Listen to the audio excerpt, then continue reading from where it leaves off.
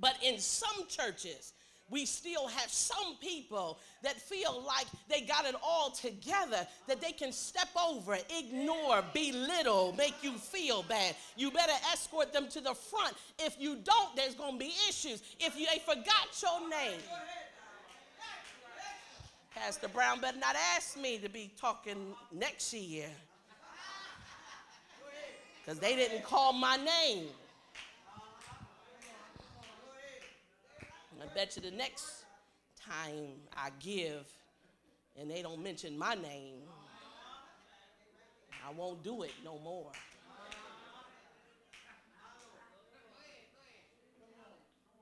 Because, baby, you might as well kept the money. You might as well kept your song. You might as well kept your word, because it was all for naught anyhow, because you did not do it in love.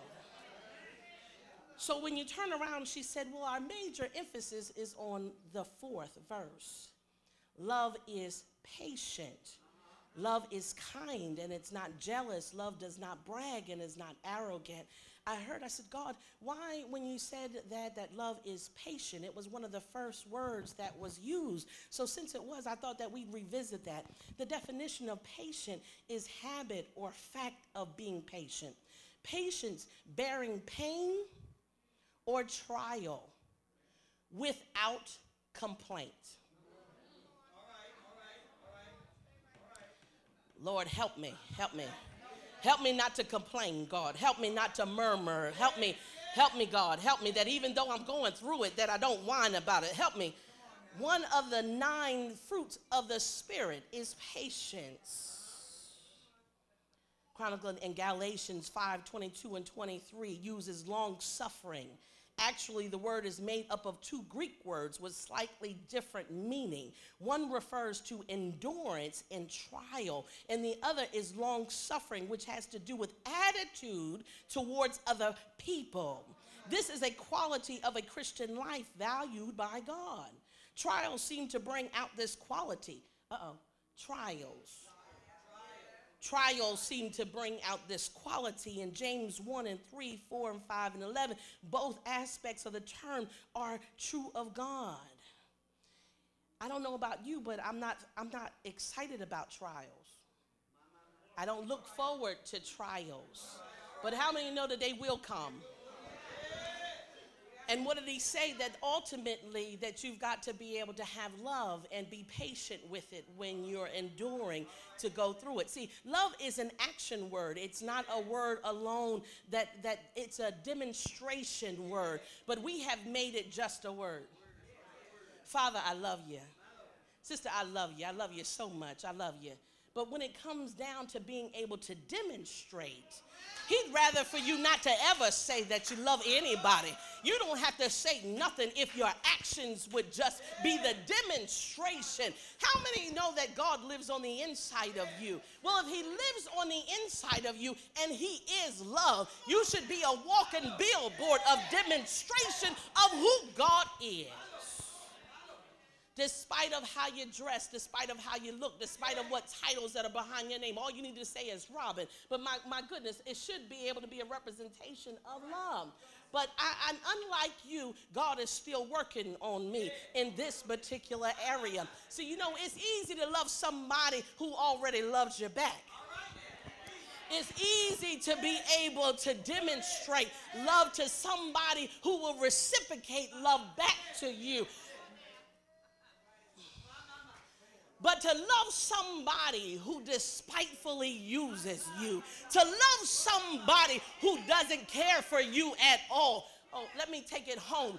To be in relationship with somebody who you love with all of your heart. You give everything you have, but your best is still not good enough. Can you still stand? Why today in our churches is divorce at the highest rate? Because we suffer in the area. We don't score high in love.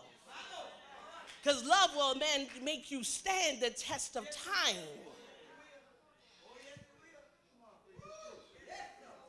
Any married people in the house?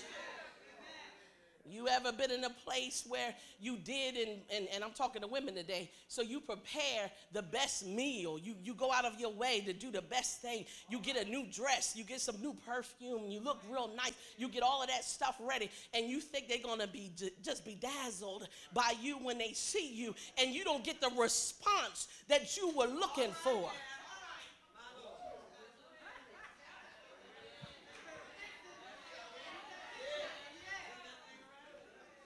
I'm talking to you ladies.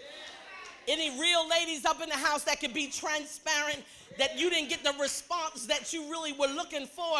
And I said, I bet you I won't cook them another.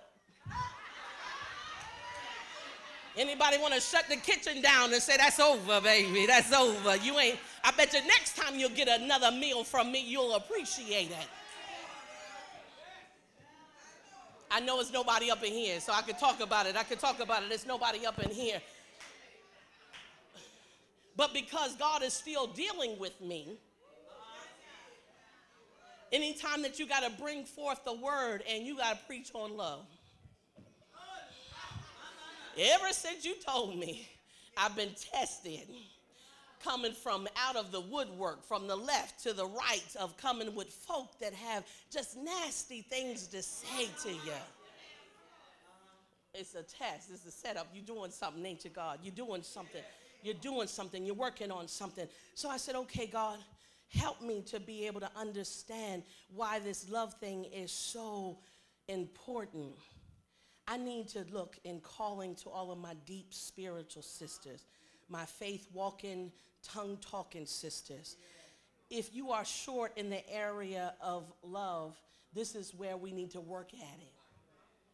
I believe your theme is you got to work at it. We need to deal with something that you got to work at. I don't know about you, but it's not always easy. You said, oh, it's easy to love people. In fact, I'd have met some folk that turn around and say, I'm a preacher, but I can't stand people. Maybe you never heard it, but I've heard people that are saved and turn around and say, you know what? God's still working on me, but I can't stand people, but I'm in the ministry. I know it's none of y'all, but people make you sick. They turn around, you say stuff, and it tells you what's on the inside of you, that there's still some places in your life. Look at your neighbor and say, you got to work at it. Look at the person next to you and say, you got to work at it. Look at the person behind you so they don't feel left out. You got to work at it. You got to work at it. Even if you think you got it, you better work at it. Because in order to have an intimate relationship with God, He is love. And then it takes me back to, if you really look at the woman in the mirror in relationship with God, and I check back and think about who I am, how many times God has shown His love to me. How many times God chased me. How long did God chase after me? And I was so busy and caught up into the love of everything else. But He loved me so much that He pursued me.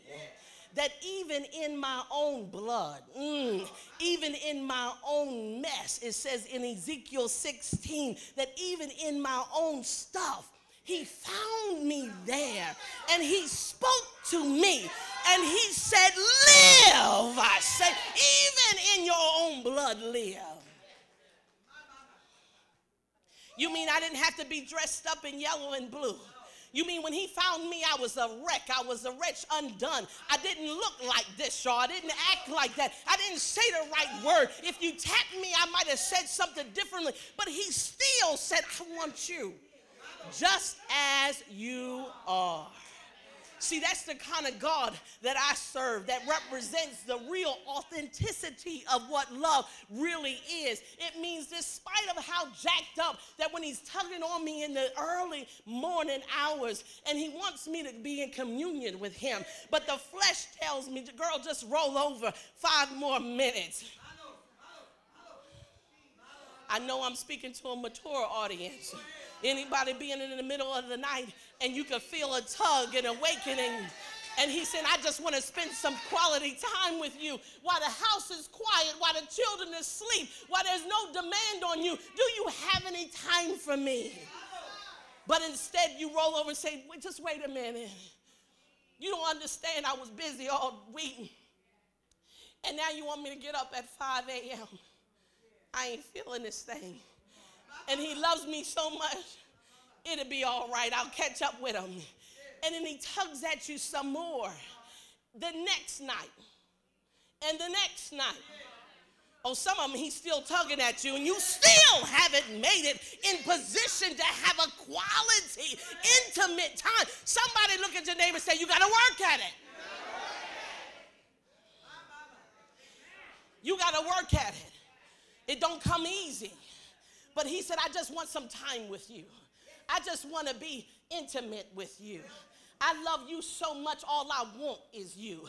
All I can see when I wake up in the morning. Anybody ever been in love? You know that little boyfriend, you know that little man you first, I can talk to the newlywed. You know you fall in love. You just overwhelmed. Your conversation is all about that man. You radiate love. You can't stop talking. I can look at my daughter. She's smiling. You can't stop every conversation. This is what was so cute they did. They just did this. And it was just so marvelous about what they did. And I just loved them. I love that man. How about God wants you to be? Every time I think about what he does for me, I get excited. When I have a date night with Jesus, he messes me up like, can't nobody do me like Jesus. Do I have anybody that can actually say that I'm in relationship and can't nobody do me like Jesus? The man might be good, but he still can't meet the master because it took Jesus to understand just what I needed. He is the epitome, the awesomeness of love. He represents love. He chases us even when we don't want to be chased. He compliments and blesses us even when we don't deserve. Even when we feel unqualified. Even when we feel like we just missed the mark. Even when we feel like, I don't know, but I'd rather just stay where I'm at because it's too hard. And he keeps pulling on us because it's the love of God that says, I want to get you to your purpose. I want to get you to where I made you. I just want you to know a little bit more about me. I just want to reveal to you the mysteries and the secrets. Well, I was in the shower and I said, God, you always make it real plain. And I'm just not feeling nothing other than the struggle of this love thing, because the kids is plucking my nerve and the husband ain't acting right. I know ain't none of y'all. And then every time I got ready to murmur or complain, he said, that's how I feel about you.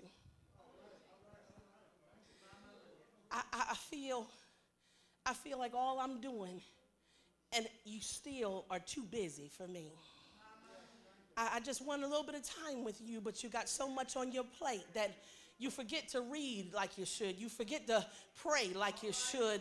You forget to just have some quality time with me. I have to catch you wherever I can catch you, if it's in the car or in the shower, but in the instrument, in between, whatever it is, I'm always trying to talk to you. Can I be real today? If you look at yourself in the mirror, I can tell you the same God.